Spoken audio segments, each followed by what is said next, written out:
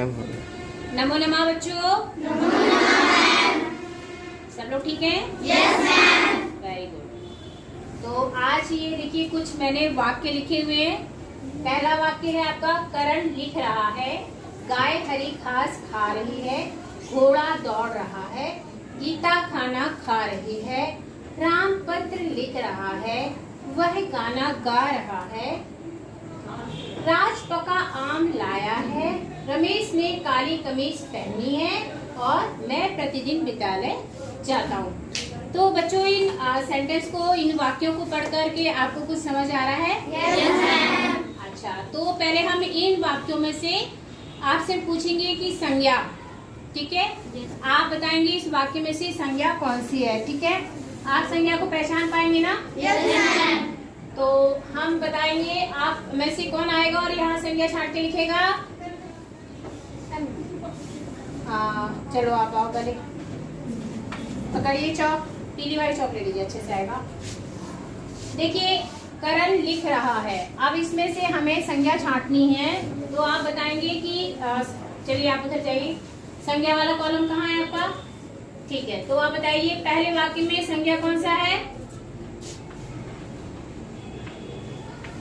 और इसमें दूसरे वाक्य में संज्ञा, साथ में मुंह से बोलिए, गाय। गाय, ठीक है।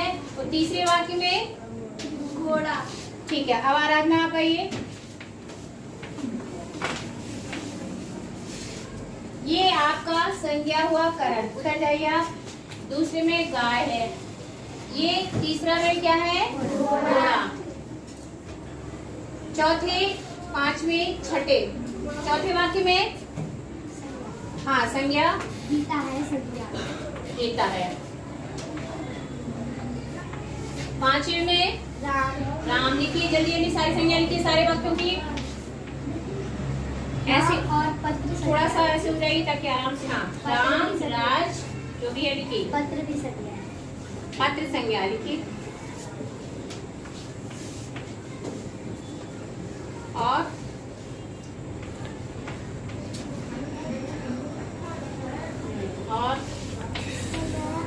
अब इसमें से दूसरे, अब इन्हीं वाक्यों में से सर्वनाम कौन सा है? सर्वनाम निराली बाहर आओ, निराली आएगी बाहर, सर्वनाम निकालिए इसमें से। हाँ लिखो लिखो लिखो, सर्वनाम की कॉलम में लिखो, जो भी है वही लिखिए, इन्होंने बताया वह, ठीक है। और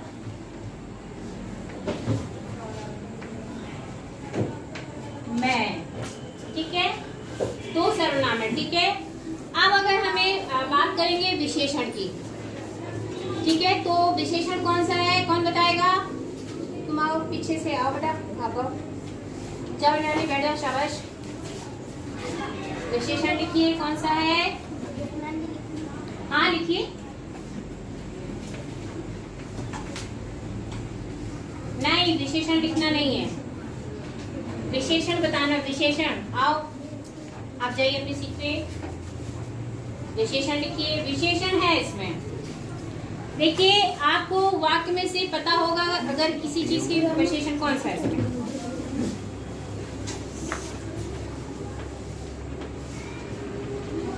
हाँ सही है, बिल्कुल सही लिखा है। और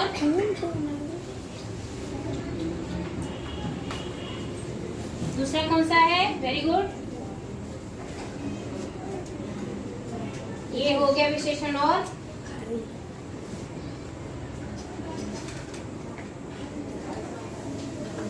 बहुत बढ़िया,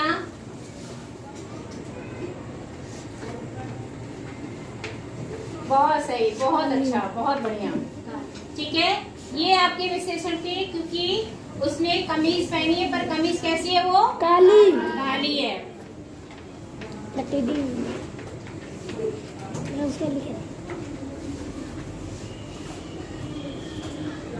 बहुत बढ़िया, जाओ जाओ, क्या नाम है?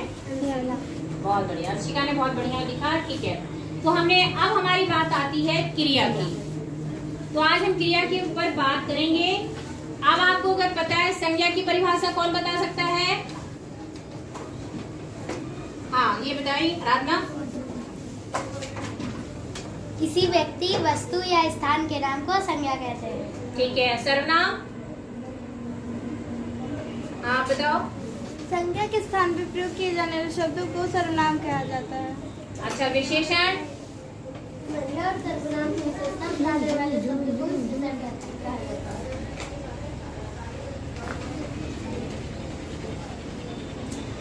बहुत अच्छा, ठीक है।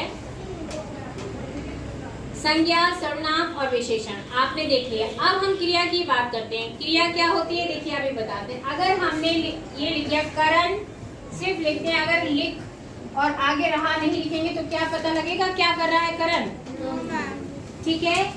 और खास के आगे हम अगर खा रही को अगर हम हटा दें तो क्या होगा, गाय हरी घास। फिर गाय हरी घास अगर हमने जो आगे लिखा है खा रही है, अगर हम ना लिखें तो क्या होगा, उसका वाक्य पूरा नहीं होगा। हमें नहीं पता वो हरी घास के साथ खेल रही है, खा रही है, क्या कर रही है, नहीं पता ना ये बात। तब हमें अपने वाक्य को सार्थक बनाने के लिए किसकी आवश्यकता पड़ी, हमें क्रिया की। तो क्रिया के बिना हमारा वाक्य सार्थक नहीं होगा। इसके बाद जैसे हमने है घोड़ा दौड़ रहा है, ठीक है। अगर हमने इसमें दौड़ रहा अगर हमने नहीं लगाई, धातु नहीं लगाई इसमें, तो घोड़ा चना खा रहा है, दौड़ रहा है, आगे नहीं कुछ लिखेंगे तो पता नहीं ना हमें कि घोड़ा क्या कर रहा है, पता लगेगा नहीं। तो हमें किसी की आवश्यकता पड़ी यहाँ पे भी क्रिया की। जब तक हम क्रिया नहीं लगाएंगे तो हमारा वाक्य पूरा नहीं होगा। अब गीता खाना, अगर हमने खा रही नहीं लिखा तो क्या हमारा खाना के साथ खेल रही है, क्या कर रही है, नहीं पता ना हमें। अगर हमें अपने वाक्य को सार्थक करना है, पूरा करना है कि क्या कर रही है एक्चुअल में, तो उसके लिए हमें किसी की आवश्यकता पड़ी क्रिया। समझ आ गए ना आप लोगों को। बिना क्रिया के हमारा वाक्य सार्थक नहीं है, ना ही पूरा हो पाएगा। ठीक है, क्रिया हमारे वाक्य को पूरा करती है, साथ में क्या करती है, सार्थक। हमें जीवन में सार्थक शब्दों का प्रयोग करना चाहिए। कहते हैं आलतू फालतू, ये सार्थक है? नो, ये आलतू फालतू शब्द जो है हमारा सार्थक शब्द नहीं है। राम पत्र लिख रहा है, अगर हमने लिख रहा है इसको नहीं लिखा तो क्या होगा, राम पत्र पढ़ रहा है कि लिख रहा है, हमें आगे पता है कि लिखा है, तो हमें कंफर्म हो गई ये बात, हमारी निश्चित है कि वो क्या कर रहा है, लिख रहा है, नहीं पत्र को लिख रहा है। वह गाना गा रही है, ठीक है।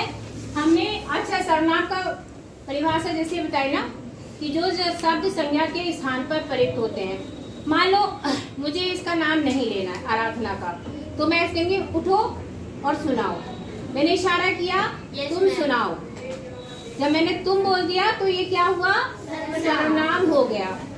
हमने इशारा किया कि अंजल की जगह हमें नाम नहीं लेना, अंजल का नहीं है, तो हम बोल देंगे वह देखो हंस रही है, तो इसमें क्या हुआ, वह क्या हो गई हमारी सर्वनाम। ठीक है। अब जैसे कमीज पहनी है, जैसे उन्होंने हरी लाल, क्या नाम है तुम्हारा, सीता, सीता ने लाल कुर्ती पहनी है। अब हमारे पास एक कंफर्म है कि इसने लाल पहनी, बाकी सबने अलग पहनी हुई है। बीच में डिस्टर्ब नहीं करो, शोर नहीं करना, ठीक है। रमेश ने काली कमीज, तो हमारी विशेषता इसमें काली है। अगर हमने ये पहनी ना लिखी होती तो क्या होता, नहीं पता ना कमीज पहनी है कि हाथ में ले रखी है। तो हमें अपने वाक्य को सार्थक करने के लिए और पूर्ण करने के लिए क्रिया की आवश्यकता होती है। अब हमने मैं प्रतिदिन विद्यालय जाता हूँ, ठीक है, यानी मैं विद्यालय जाता हूँ, कुछ लोग होते हैं, जब इसने प्रतिदिन लिख दिया तो ये उस बच्चे की विशेषता हो गई, और मैं क्या हो गया, हमारा ये सर्वनाम हो गया। तो हमने इस तरह से इन वाक्यों में क्या क्या जाना, ये हमने लिखा क्रिया, ठीक है, सर्वनाम, विशेषण और संज्ञा। इनको हमने इन वाक्यों में से निकाला भी और अलग करके छांट करके लिखा भी। तो क्रिया क्या हुआ कि क्रिया की क्या परिभाषा बनी, कोई बता पाएगा? हाँ बताओ। किसी शब्द का करना या होना पाया जाता है क्रिया कहलाता है। बहुत सही। किसी भी जिससे हमें किसी काम का करना या होना पाया जाए वो क्रिया कहलाती है, और क्रिया की आवश्यकता हमें अपने वाक्य को पूरा करने के लिए पड़ती है। ठीक है, आप किसी को कोई दिक्कत इसमें सब बता पाएंगे? Yes ma'am. क्रिया की परिभाषा और कौन बता देगा? हाँ बताओ। क्रिया से हम किसी कार्य का होना पता करते हैं। ठीक है, तो क्रिया के बिना हमारा कार्य पूरा हो सकता है, वाक्य पूरा हो सकता है। ठीक है, तो हमें अपने वाक्य को पूरा करने के लिए क्रिया की आवश्यकता पड़ती है।